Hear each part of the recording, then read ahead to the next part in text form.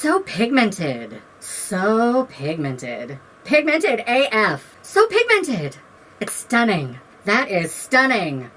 Stunning. I am shook. Shook. Shooketh. Am I an influencer now? I'm glad you amuse yourself. I always have your judgment to keep me grounded. Mm-hmm. Hello, Champagne Dreamers. Welcome back to my channel. Or if you're new here, if this is your first time, welcome. I'm so glad that you stopped by. I hope you'll stay. I am Janessa, and I am your trash queen of glam, geek, and gore. And I love tag videos. I said from the very beginning of my channel, I love tag videos. I am here for the tag videos.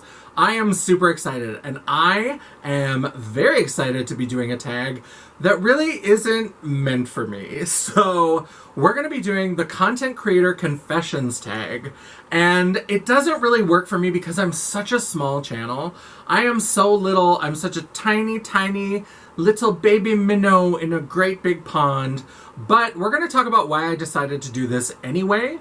And I'm going to share some of my answers, and I hope you find them interesting. So if you want to know my take on the Content Creator Confessions tag, then stick around. We're getting into it right now.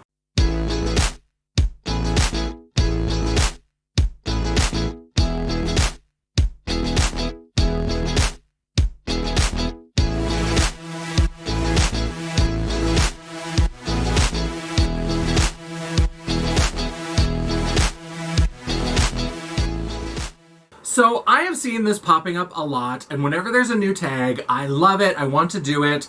I saw Angelica Nyqvist from Sweden did it recently. I think Teresa's Dead might have done it. I think Audrey Home and Emily Hanhan both did it. I love it. It's a new tag. I want to do it. I think one of the new people that I follow, Queer Bones, I think they might have done it.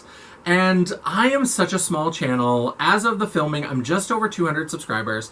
But I have also been running my own beauty website for about 10 years. Even though we've been having some ups and downs, we've had to relaunch the site a couple of times. I have been working on this site in one way or another for about 10 years. And so between that and what I do on YouTube, I was like, you know what? I have maybe a little bit different perspective because I haven't been doing YouTube that long, but I've been doing the sort of blog website experience for a long time. So I was like, you know what?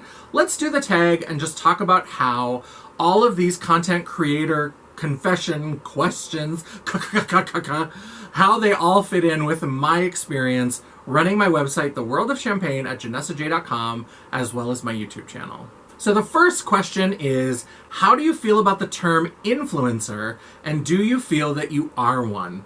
I don't like to put that kind of term on myself. Number one, because I feel like I'm not big enough to really be influencing that many people. The only person that I know is going to watch every single video is my mom, and I'm not influencing her to buy anything. Angie will probably have it on the background while she crafts, but I can't trust her to look at the screen even. So I don't know that I'm an influencer, but I feel like I'm a content creator. That's what I love to do. I love making content. I love writing blog posts. I love making videos. I love editing videos. And so that's what I feel like is a better title for me. I don't feel like I'm necessarily here influencing people to buy things. I just like to share my journey and my play with makeup. And I hope other people are not necessarily influenced, but inspired. The second question is, how did you decide to become a content creator? I don't know that I ever really did. I think I've just always been some sort of a content creator.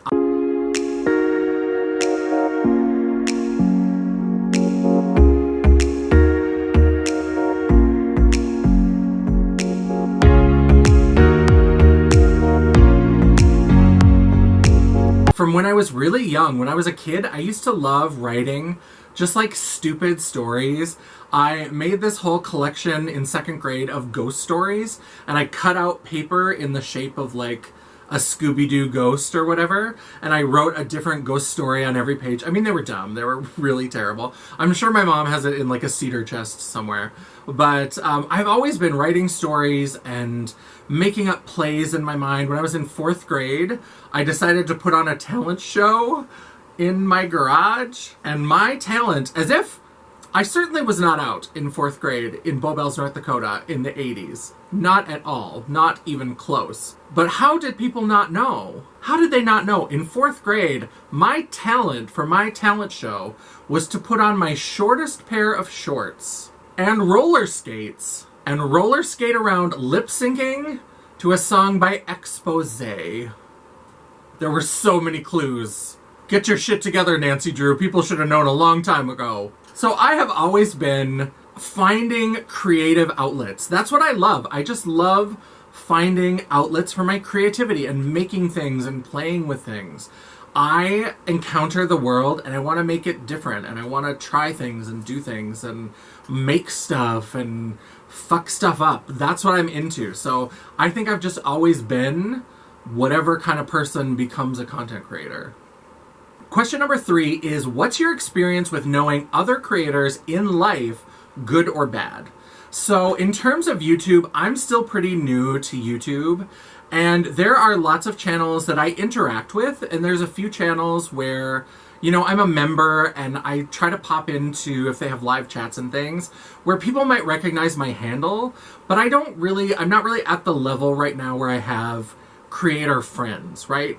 That's not where I'm at right now. I'm not like doing collabs and, you know, that kind of stuff. Now, I would love that because I don't have a lot of people in my life that are super interested in makeup. And that's one of the things that really kind of drove me to YouTube, because I've been doing the website for a long time, but that's much less interactive. Now, even with video, obviously I'm recording this video and I put it out, but I feel like the comments, it's a little bit more of like a dialogue, a discussion, than it is having like a blog post that's a little bit more separated. It's not as personalized. So I'm always looking for people to discuss makeup with. Now, I didn't know this until like last year sometime. Karen Harris, whose channel I love, she's from Fargo. Girl, why are we not like besties? I love Karen Harris's channel. I think she's super fun, and I had no idea. And then I was listening to a video and she was talking about, yeah, I live in Fargo, North Dakota. And I was like, what? Why aren't we friends? I will take you to dinner and we will talk about makeup because you care about makeup and I care about makeup. And finally, the two would come together and talk about makeup. I just have friends that we both have things that we care about that the other doesn't care about, but we'll listen to the shit that they care about so that they'll listen to the shit that I care about. That's what's going on right now. That's what's happening in my world, is we just like care about different things and we just sort of talk about our own thing and just like are very supportive. But it would be nice to have some creator friends. I would love to meet Angelica Nickfist. The minute she said she was coming to America, I was like, girl, you need to keep it under wraps so you don't get like a restraining order, because that poor little Swedish girl is just going to be like, who is this crazy hooker clown that's chasing me around Texas? And I'm going to be like, it's me! We're best friends now! Audra at Home, I would love to meet them. I would love to meet Emily Hanhan. I would love to meet Teresa is Dead. I would love to meet Jen Love. Stephanie Nicole has kind of dropped off the map. I love her. I think she's so sassy and spicy, and I just hope, I know she's kind of lost a lot of her joy for it. I hope she'll rediscover it because I would love to see her content. I don't really know a lot of people. In terms of creators, through the horror conventions, the type of content creators I've met are more like filmmakers and people who make like indie films. And that has been really great because the horror community in general, there's some like pockets that can be a little bit unsavory. It's not free from racism, misogyny, homophobia, all that kind of stuff. But I go into those things as a big old drag queen, and people just kind of leave me alone. Even there are some people who are really into it and are like, that's cool. You're an outsider like us. Come, let's all play together as the weirdos. And the ones who like are not into it are not aggressive about it because they recognize that the horror community it's like in the craft. We are the weirdos, mister. And so even like the kind of semi-icky stuff that I found, people still kind of keep a barrier around it of like, I don't necessarily like what you're doing or agree with who you are or any of that kind of stuff that could be really ugly, but they're a little bit better about keeping it to like, we'll just be weirdos in different parts of the weirdo community. I've met a lot of people who work in like filmmaking and that kind of stuff, and that has been really great. Shout out to Brooklyn Ewing, who is a filmmaker, a photographer. I have worked with her on a lot of things. She's somebody that I met through Days of the Dead, and I adore her, and I am one of those people who is perpetually convinced that people are just pretending to like me. And so I adore Brooklyn, and so every once in a while I just have to send her a message and be like, I miss you. And then she'll be like, I miss you. And I'll be like, are you sure? Are you sure you don't hate me? And she's like, what is your problem? What's happening right now? And I'm like, it's a rough day. Just validate me. I adore her. She's a lot of fun. Do you accept sponsorships, and how do you feel about them? Is the number 4 question and the $64 million question, right? Everybody wants to know about sponsorships because there was a time on YouTube where there was a lot of undisclosed sponsorships, and I think those still pop up from time to time, but I feel like I am responsible for my choices. So even if somebody didn't tell me that they were being paid by a brand or whatever, I was never fooled by the whole affiliate code. I know that if you're pimping out your code to a brand that's giving a discount, I know you're getting a kickback. Like, I didn't need anybody to explain that to me. I didn't need a disclaimer. I know there's a lot of, like, younger people on YouTube that maybe are not as, like, hip to the world of work and business and whatever. But I do feel like there was some shady stuff. But in terms of sponsorships, when people are saying, this video is sponsored by, I'm a fan of that. Now, I will be the first to say that even for creators that I love, if they're sponsored by something that I'm not interested in, I love it when they have the little timestamps in the thing because I just go past it. And if they don't have the little timestamp cutouts in the, like, time bar, I just, like, pull the mouse across until I can see that they're back in the makeup video. So I don't care about sponsorships. I, again, am too small. There's nobody checking for me. There's nobody who's like, could you spread the word of our product to your 5s of 10s of loyal viewers? Like, is there some way you could do that? Maybe just hand out a pamphlet to your mom? That could be great. Nobody's trying to sponsor me, but as I continue to work on this and as I continue to grow, if sponsorship opportunities came up, I would absolutely take them if I felt good about the product. You know, obviously I'm not going to be taking any Noom sponsorships, or I'm not going to be taking any, like, weird shit your pants weight loss teas. Like, I'm not going to be doing that kind of stuff. I'm not going to compromise what I care about and what I value. But in terms of getting a sponsorship, all this shit that we do for free, I mean, it is work. And so if there's a way to get paid for it, get paid. I think that some people are just like, I automatically, out the gate, need to get paid. And it's like, well, bitch, you're just making shit in your spare time because you wanted to. That doesn't guarantee you a paycheck.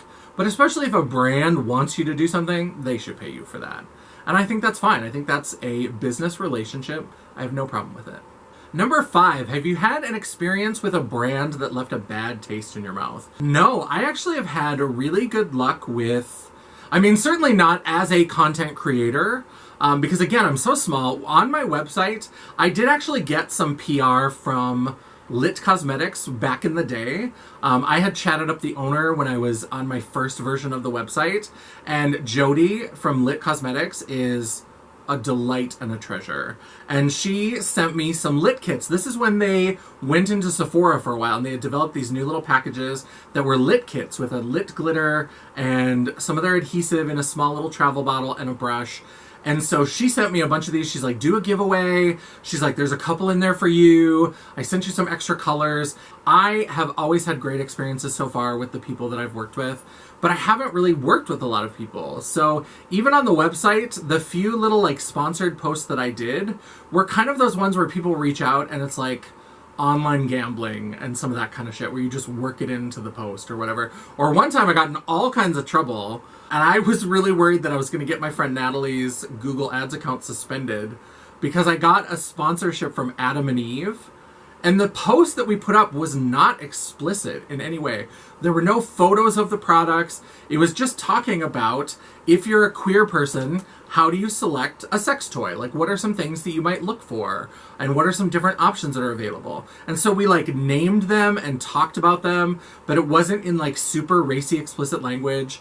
I was kind of keeping it at the, like, yeah, you should probably be 18 because we're talking about sex toy stuff, but there's nothing here that's, like, porn. All of a sudden, all of the ads disappeared across the site. My friend Natalie had put her Google ads onto my page because she's the one who set up my website. I was like, oh my god, is she gonna get suspended? It was tense for a little while, and eventually there was, like, an appeal, and we got the whole thing worked out, and they just took the ads off of that page and then kept them on the rest of the site, but it was... I also got turned down for an Amazon affiliates program, or associates, I forget which program it was called, because of that post. Because somebody reviewed it, and their logic was bananas. But I got turned down because I had that sex toy post on there. It was stupid. But I got $150 for it, so... How do you deal with negative comments? Again, because I'm so small, I don't get a lot of negative comments. I don't worry about them. Let me tell you, I am famous on Facebook. If you bring ugly to me, you're gonna get ugly back. That's why I don't worry when people like Chi-Chi from Juvia's Place, she gets sassy on the internet a lot and people get real mad about it. And I'm like, look, it's one thing if I go to your page and post something hateful, I'm not gonna do that. And if I did, you can flame me back all you want. But you tracked in mud to my front room? No. We're gonna have a talk about that. I have no problem with baiting the trolls. And on Facebook, I will read a troll to filth. On YouTube, I haven't had much experience with that. And because I'm trying to grow, I'm trying to be a better person, and I'm trying to hug and cry and learn and grow and all that shit or whatever. So I know that the best thing with negative comments is just to mute them so they think they're still there, but nobody else can see it and you don't have to see it. And that's when I'll know I have made it. Is when I start getting negative comments on a regular basis, I'm gonna be like, yes, I'm finally getting some traction on this YouTube platform.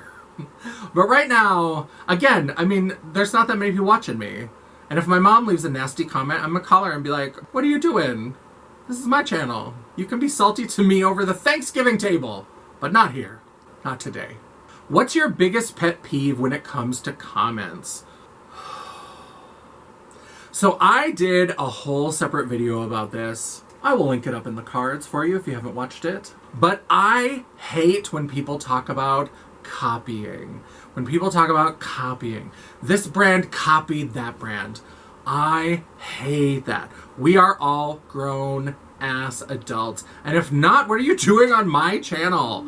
I am an NSFW Technicolor Nightmare Drag Queen. You probably should not be here. I am affecting your growth and development. Whatever kind of similarities you see between products, stop it. I don't want to hear that. That's what I hate. So, and I hate when people are just nasty. Like I said, I haven't really encountered mean comments, but there's no reason to have to go on the internet and be nasty. There's no reason to do that. And especially those people who go to a creator that they claim to love, but then leave a comment that's really sassy. And I get that everybody thinks they're a comedian online, and everybody thinks they're so funny, and I'm just gonna be sassy. And it's like, nobody likes your sassy comment, Brenda. Nobody gives a shit. Keep your sass to yourself. And then if people get mad about that comment, then they're just like, you need to learn to take constructive criticism. And it's like, you need to learn what words mean, because that's not constructive criticism. You came here to be a bitch, and you got treated like a bitch. That's the world we live in. Get used to it. That's my pet peeve. Number 8 is, what is your favorite part of being a content creator? I love discussions. That's the hardest part about being a small channel, is that I really do love comments, and I love interacting with comments and talking to people. And that's one of the things that, knock on wood, universe, whatever's out there willing, if I do grow my channel, I worry about getting to that place where I don't have time to read and respond to all the comments, because that's my favorite part. My favorite part is the comments. It's the discussions. I do like sometimes a live chat where if it's open and accessible to people. Now, there have been some live chats that I've gone to where there's too many inside jokes for the people who are always there. That I don't like, but good conversations back and forth, that's what I love. I love to talk to people. Again, I need more people in my life that like makeup. I just need it. What is your least favorite part of being a content creator is number 9. That one is tough because more and more it's becoming editing. I used to kind of like editing, and the problem is that I switched jobs, and now my job is making videos. So my grown up, pay the actual bills, big girl job is creating videos and training content. I have a different relationship to editing than I used to have, and that's why I've been a little bit sketchier about keeping up with having at least one video a week. Is that sometimes I'll get a really big project, a full 8 to 9 to 10 hour day will be just editing all day and recording voiceover and doing all of that, so that when I get home, I just don't want to edit anymore, you know? I have kind of a love-hate relationship with editing, because when an edit is coming together really well, I love it and I'm in the flow and I just enjoy it. I don't have to do this. I do this for fun. It's a pleasure project, but that's the part that sometimes, it just feels like a chore. Question number 10, I should have looked ahead before I answered the last question, because question number 10 is, do you edit your own content? And if so, do you enjoy it? And like I said, sometimes when it's really coming together, I love it. And sometimes I'll do a little thing and I'll just amuse myself. Like, I'll just think, oh, that's so clever. Or I'll come up with a little joke to put in. Like, I always put the text over the screen. And even if nobody else does, I think I'm funny. So sometimes it'll really come together. Or I'll find the perfect meme to, like, throw in at some point. And so I generally do like the editing process. I mean, it's hard to say. It would depend on how big I got or whatever. I don't know if I would hire somebody else to do my editing. I don't know if I would.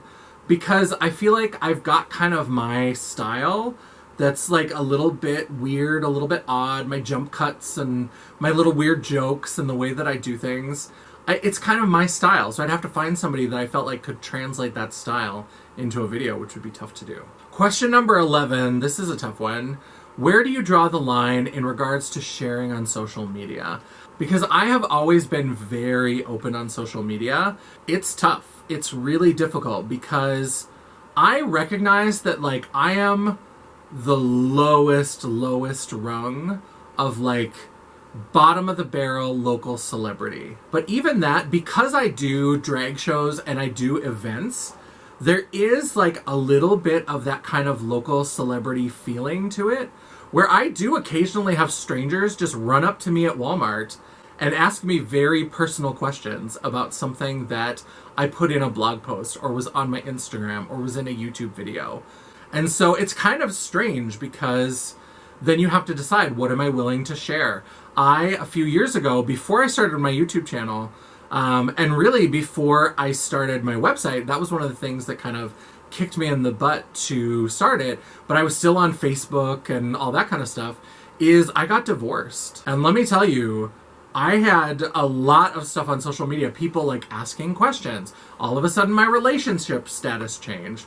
All of a sudden people noticed that my ex-husband was no longer on my Facebook page, was no longer on my friends list, all kinds of things. And so then people who you haven't talked to maybe ever, they just added you because they saw you at a show, are like messaging you personal questions and like wanting the whole story and all this kind of stuff and trying to figure out, like, how am I going to tell my story in a way that I feel comfortable with, that is fair to me, that is fair to my ex-husband, all of these kinds of things, because I have to think about that as even this bottom of the barrel sort of public individual.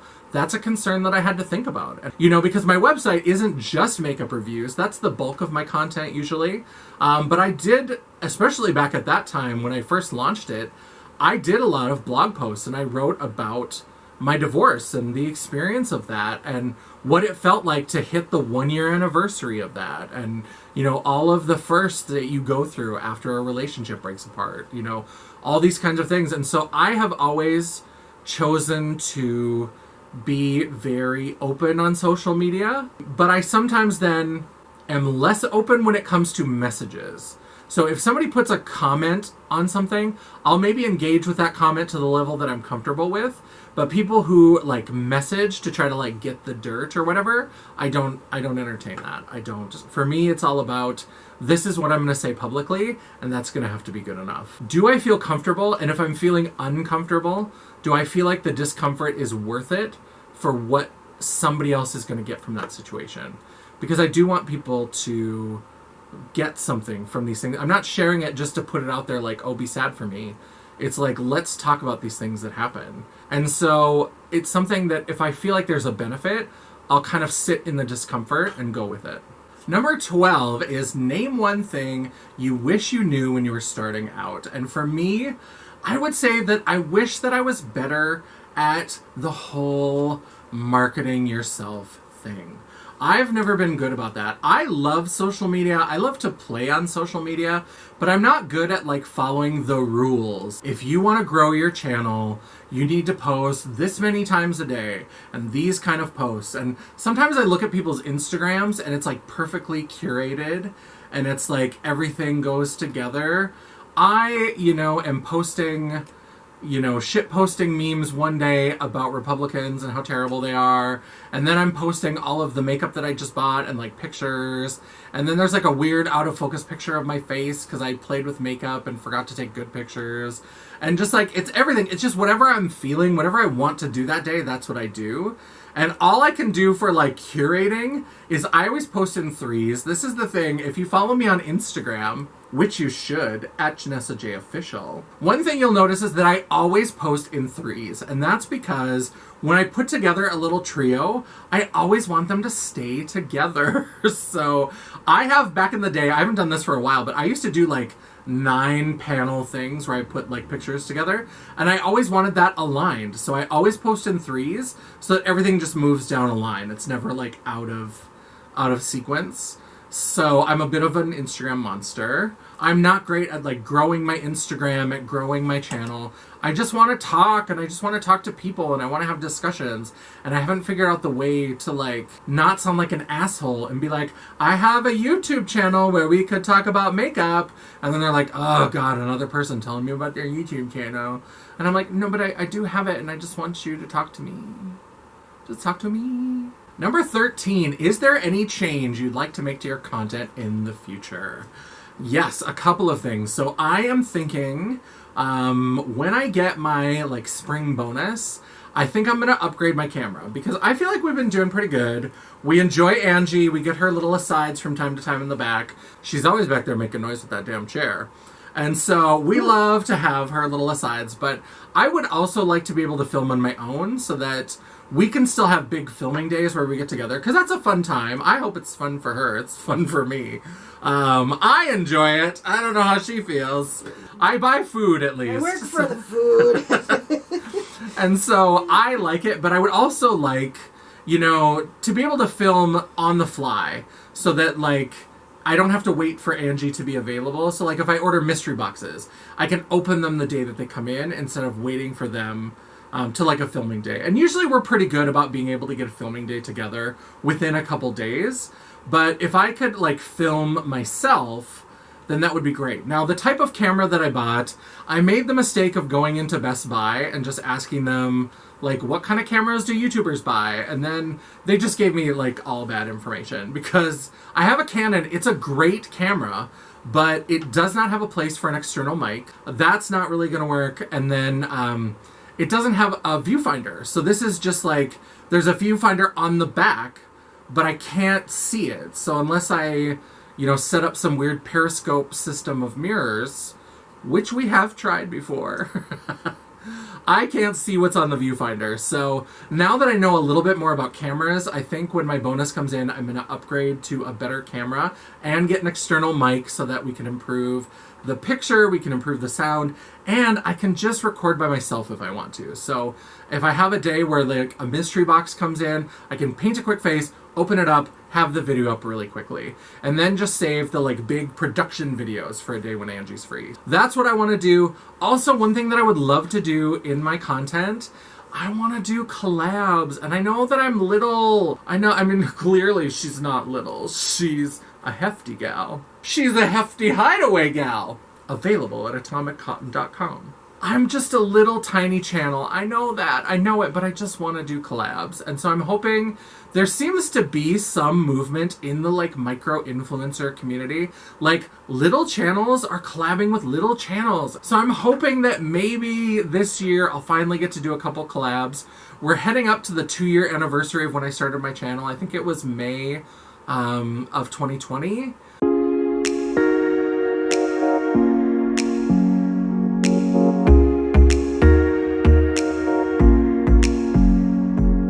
I've been around for a little bit. I would love to find another channel to do a collab with. So those are the things that I'm hoping to change in the future. Question number 14 is, what company or collab is your dream? So again, I want to do collab videos. I'm much more interested in that. If I ever got the opportunity, knock on wood, to like do some sort of collab product, obviously green. I would love to do a green collection. I would love to do a green eyeshadow palette, maybe a couple of green lipsticks. I would love green. That's my jam. I love it. I'm here for it. In terms of what company, I would love to do... It's tough because a lot of the companies that I love, like Glamlight, I would love to do a green collab with Glamlight. But they kind of already did the palette that I would do, which was the Dirty Martini palette. Like, that's a beautiful idea for what I would do for a green collab. You know, Jeffree Star Cosmetics Blood Money palette. That's a beautiful green palette. That's the kind of thing that I would do, is like greens and then pull in a couple other little contrast colors. Oh, I would love that. And a couple of green lipsticks. Beautiful. All the ones that collab with my favorite people. So like Lethal is beautiful. Kaleidos, Menagerie. I would love to do a green palette with Menagerie. That would be wonderful. So those are some ideas. That's way off in the future. We'll see if we ever get there. Number 15 is, what other creator do you admire / want to work with? I've already called out most of them, but absolutely, in terms of collabs, I would love to do a collab with Teresa is Dead, the Garbage Queen. She is my favorite. I absolutely would love to do some sort of spooky, combining horror and makeup with Audra at Home. I think that they would be phenomenal. You know, maybe a Get Ready With Me talking about fat phobia and fat liberation with Emily Hanhan. I think that they do a lot of great videos around that topic.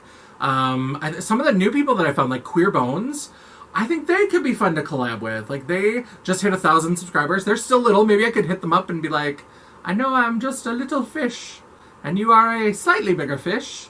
Maybe we could fish together. I don't know. There's lots of wonderful people that I would love to collab with. And, you know, if there ever was a dream for growth, it's not about money. It's not about, like, being able to create products or whatever. I really, if I'm being honest, would love to have a big enough channel that I could convince Samantha Ravndal to do a collab. Because I just think she's sarcastic and funny and spicy and just, like, real. I mean, she will come on, and I remember there were videos where she would come on and be like, I don't even want to fucking film today, but this is my job. I guess if I want to have lights on, I guess I'm going to film today, so this is what we're doing. And I thought that was great. I thought that was so just honest and true, and I respected her for that. And I know a lot of people just, like, lost their shit about it. I think it's amazing. I would love to collaborate on something salty and spicy with Samantha Ravndal. So that's the dream. Whatever size I would have to get to where Samantha Ravndal would say yes. That's the goal. Question number 16 is, what kind of content do you hate? I hate vlogs. I know. I'm so sorry. I just hate them.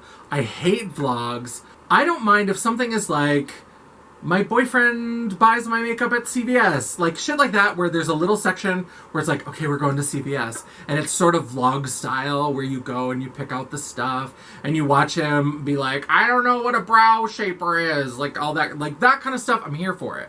A little bit of that in a makeup video, I'm fine. Vlogs, I hate them. And I've tried for so many creators. I know that Angelica Nyqvist from Sweden loves doing vlogs. And when she did a couple of vlogs on her main channel, I tried to sit through them. And even somebody that I like, I just hate those videos. She has had to go off and make her own vlog channel because she wants to make it, but she doesn't want it to, like, torpedo her channel. And I feel like I'm part of that. And of course I always blame myself for everything. So I ruined her life, and I'm sorry. So if we ever become friends, just know in advance that I'm sorry I ruined your life. And I hate anything by Shane Dawson. And I'm not saying that because I know Shane Dawson is kind of a controversial figure, and a lot of people just hate him. Feel however you want. I don't particularly like him, but I hate his editing style. Because not only is it a vlog, I mean, his documentaries and his docuseries, they're not. They're vlog videos. That's what they are. And not only are they vlog videos, but they're vlog videos with editing that is, like, choppy and ridiculous for no reason. For no reason. I mean, I refused to watch that whole Jeffree Star, Shane Dawson docu-series, because the minute they announced it, I was like, this is a commercial. They're gonna, like, convince people to watch some, like, 9-hour commercial for Jeffree Star Cosmetics, and it turns out that's what it was, and they cut it down to, like, 5 episodes or whatever.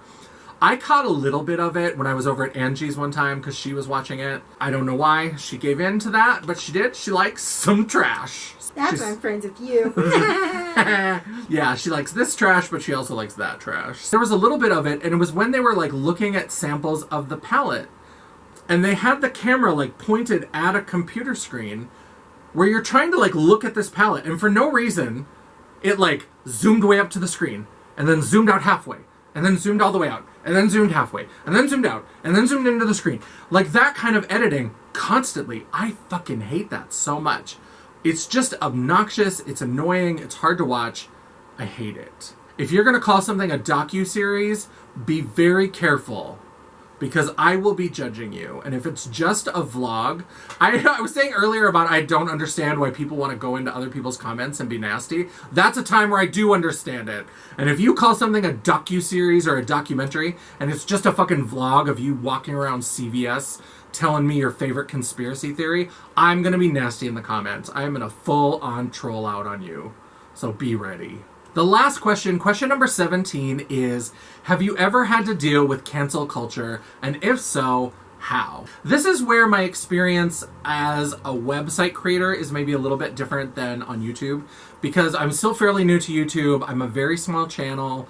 I haven't really had anybody come in and really sort of like give me any what for, but I still review, or at least I did when my website was up. I know I'm in the in-between place. I'm in the upside down. Save me. Hashtag justice for Barb. I still review Jeffree Star products. So I am planning a whole 2-part series where I'm going to rank Jeffree Star products. I'm going to rank the eyeshadow palettes and the highlighter palettes. And I'm really going to dig in, because that's the thing, is sometimes people will encounter a review I've done of a Jeffree Star product, and without even reading it or looking into it or watching the video or whatever it is, they will just assume that I don't know anything about Jeffree Star. And the thing is that I actually know a lot about Jeffree Star. I have done a lot of research and looking into things. And sometimes people will comment, and I'm like, you actually haven't done a lot of research on Jeffree Star. You've read a lot of headlines, and you've probably watched a lot of drama channel videos about Jeffree Star, but you don't actually know a lot about Jeffree Star. So, and most of the time I've been very lucky that most of the people who approach me in a way of like, I'm not sure you're aware of everything. Like, did you know that this person is not a great person? So I don't have anybody who comes in and is just like flaming me right away. I haven't had to deal with anybody like that. And that to me is fine, because there is a lot to like look into and know about Jeffree Star. And I'm never going to tell somebody else how they should feel. And if they look into what he has done and what he's about and all of that, and they feel like I don't want to buy from him, I don't want to support his company, anything like that, I'm never going to tell you that you're wrong. I think that whatever people feel about it is absolutely valid and justified. It just may be different from how I feel. And I'm not saying that I'm not conflicted about him sometimes, and that I don't have, you know, some serious concerns about things that he's done in the past. You know, like I said, I'm going to break this down in 2 full videos. So we're going to rank some makeup. It'll be kind of fun, but we're also going to like have a serious like talk shop kind of moment. That's what I've really kind of dealt with, is people who are like, why do you still buy Jeffree Star Cosmetics? That's usually the question, is like, why do you still buy Jeffree Star Cosmetics? And they'll just like open it up like that. And I'm fine with a question like that. Anybody who wants to respectfully approach me and ask me, why did you make the decision that you made? I have no problems with that. You know, I really respect Angelica Nyqvist. She will say, we don't have to agree. We don't have to have the same perspective. Friends don't always agree, but friends are always respectful. And I live by that. If you come to me respectfully, I will answer your question respectfully. If you come to me trolling and raging and spitting fire, I'm not just going to like calmly and respectfully answer your question. I don't owe you that, stranger on the internet. I'm sorry, I just don't. If you want to have a rational adult discussion, let's do it. I am here for that. I love to talk about makeup, not just the fun, pretty, sparkly parts. Let's talk about the shit, right?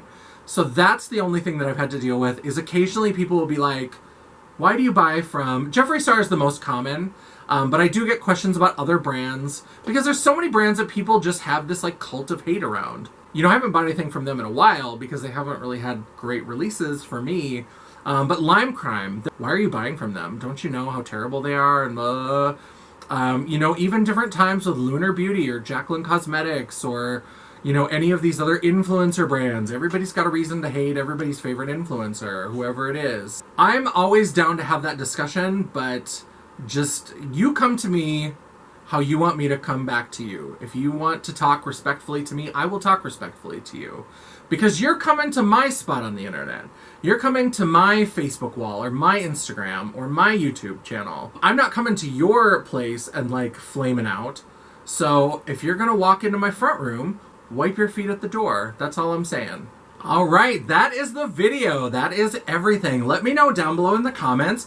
What did you think? What did you think about this tag from the perspective of a tiny little channel instead of the biggins that are out there? And I know some of the people who have been doing this are technically probably micro creators, but you know, they've got 3,000, 8,000, 12,000 followers. So that to me, sitting down here at just over 200 feels like a lot. Let me know what you thought about this from my perspective as a little channel, but also as somebody who has run a website for almost a decade. We're coming up on the anniversary.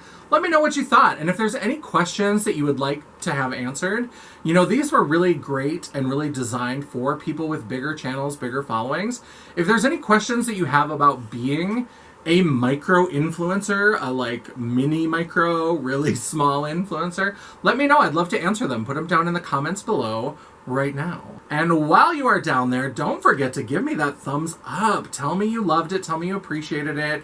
And you know what? If you really just hate my face, if you think I am a loudmouth bitch and I buy from all the wrong brands and I'm terrible and you just hope I die, then you know what? Give me that thumbs down, because at the end of the day, it's all engagement.